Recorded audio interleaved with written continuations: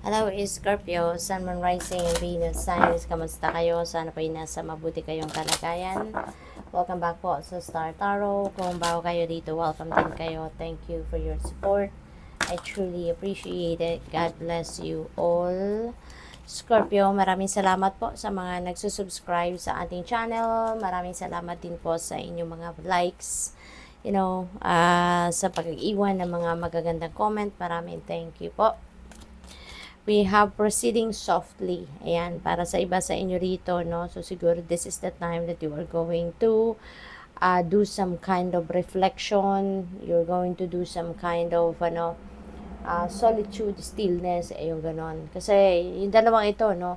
Magkamag-anak, yung dalawang mensaheng ito.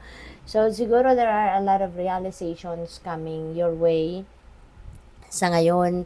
Baka kayo din ay nagre-reflection and you are also going to release yung mga negativity sa isip, sa puso ninyo. Maybe ito yung time ninyo para ito yung time ninyo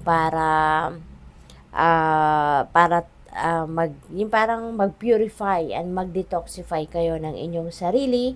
Pagninilay-nilay para nang sa gayon ma-figure out ninyo ano yung mga bagay na kailangan tanggalin sa buhay ninyo, no? Ano yung mga negativity na tanggalin ninyo sa isip at sa puso ninyo, no? So maybe now is the time that you are going to do that. Communicating freely, also communicate from the depths of my being. Ayan, so parang this is honesty, no? Sa sarili ninyo, authenticity sa sarili ninyo. So maybe ito din yung iniisip ninyo sa ngayon, you are going to communicate clearly, freely, and effectively, at saka with all honesty, no?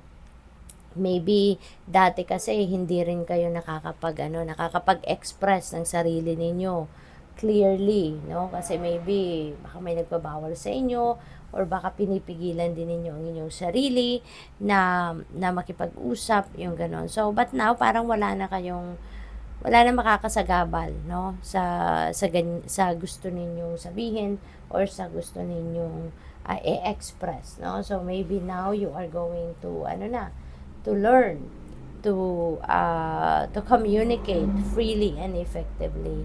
Maaaring sa ngayon marirealize nyo, 'di ba, na ako to naiisip ko to nararamdaman ko to then why can't I express it?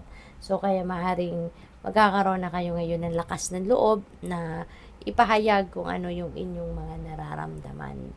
Renewing your life, you are decluttering your life talaga, 'di ba? Kasi isa din 'yan sa gagawin ninyo rito, no? You are really going to figure out ano yung mga laman ng isip ninyo, ano yung mga thoughts ninyo, mga feelings, emotions ninyo na not necessary, 'di ba? Hindi na kailangan na nandiyan dyan sa isip at sa puso ninyo. So, that is what you are going to do as well sa ngayon. You are going to declutter your life, no? Isa pa, siguro ang iba din sa inyo sa ngayon, naiisip ninyo na parang nabibigatan siguro ang iba sa inyo. Dahil nga merong mga negative energy surrounding yourself. Kaya siguro sa ngayon, naiisip ninyo na pag-isipan ano nga ba ang mga to, no? At tatanggalin sa buhay ninyo para maging magaan, maging masaya, maging peaceful na ang inyong mga nararamdaman. At what else for Scorpio? We have service. I feel good when I can help others. Ayan. So, this could be your mission in life sa ngayon. This is your mission. This is your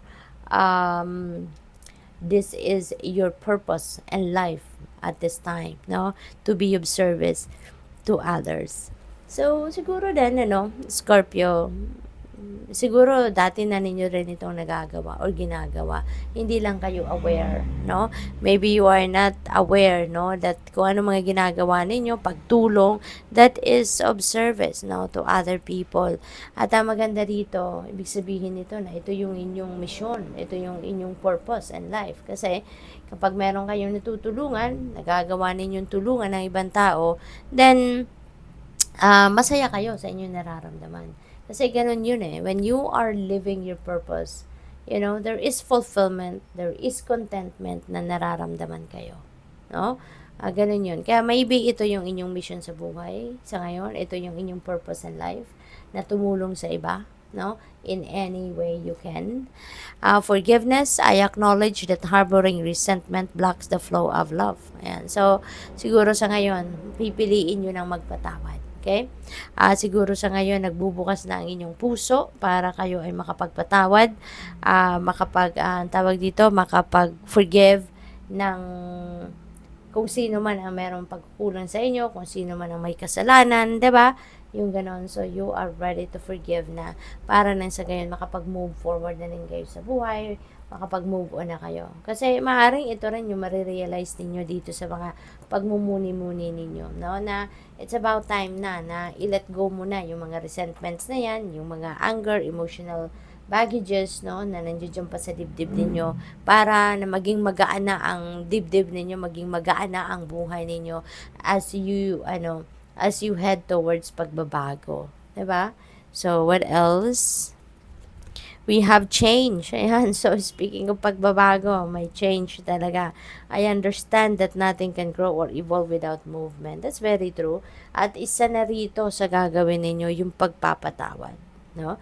Kasi talaga, di ba, kapag nagpapatawad tayo, hindi natin ginagawa yan para sa mga taong nakagawa ng kasalanan sa atin or nakagawa ng pagkakamali sa atin. But, we are forgiving people because we want to release bigat sa ating dibdib. Release the emotional burden that we are carrying, no, for so long. Kaya, ito na yung isang move ninyo. This is going to be your next move, no, na gagawin para makarating na kayo sa pagbabago sa buhay ninyo. And you'll be able to move on na with your life, no? So, what else? We have acceptance. Ayan. So, I am learning to accept the things I cannot change. Ayan. So, this is one, ito din yung isang realization ninyo, no? Kapag emotionally matured na talaga kayo, no? Maiisip nyo na to, na tatanggapin nyo na lang yung mga bagay na beyond your control naman, diba? Wala ka namang control over things, bakit mo pa iisipan at iisipin yun? Bakit hindi mo na lang tanggapin, diba? Ay embrace na lang and just allow God, 'di ba? Kumbaga merong let go and let God, 'di ba? So yung ganoon ang gagawin ng iba sa inyo. So ngayon, tatanggapin niyo na, no? Na sadyang ganoon talaga ang buhay, 'di ba? May mga bagay na hindi mo kontrolado, may mga bagay na pangyayari sa buhay ninyo na hindi yung kagustuhan mo masusunod.